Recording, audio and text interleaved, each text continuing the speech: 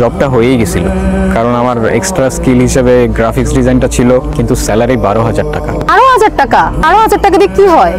আমি কি করব আমি বুঝতেছি না, কি করব আমি তো আমার সবটা দিয়ে ট্রাই করতেছি। আমি এদিক থেকে ওদিক কিভাবে দৌড়াচ্ছি আমি জানি। ফারিয়া, তুমি এত চেঞ্জ কিভাবে হয়ে গেল? তুমি তো আগে বলতা আমার যে কোনো সিচুয়েশনে তুমি অলওয়েজ সাপোর্ট করবা, আর এখন? শোনো, আগেকার কথা আর এখনকার কথা সেম না। এখন সিচুয়েশন অনেক চেঞ্জ হয়েছে, আর আমার দিক থেকে যতটা করা সম্ভব আমি ট্রাই করছি। এখন যদি কেউ ট্রাই না করে থাকে সেটা হচ্ছে তুমি। আই কান্ট বিলিভ ইউ, তুমি এরকম ছিল না ফারিয়া। অযথা কথা বাড়ায় লাভ নাই। তুমি আমাদের জন্য কিছু করতে পারবা কিনা সেটা আমাকে এখন ক্লিয়ার করে বলে দাও। আমাকে আর কয়েকটা দিন টাইম দাও প্লিজ। I am sorry.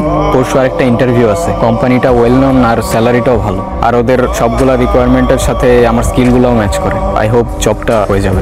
এটাই কিন্তু শেষ। আর মনে রাখো, একটা হ্যান্ডসাম স্যালারি মানে 50-60 হাজার টাকা এমন না হলে কিন্তু আমার বাসা থেকে মানবে না।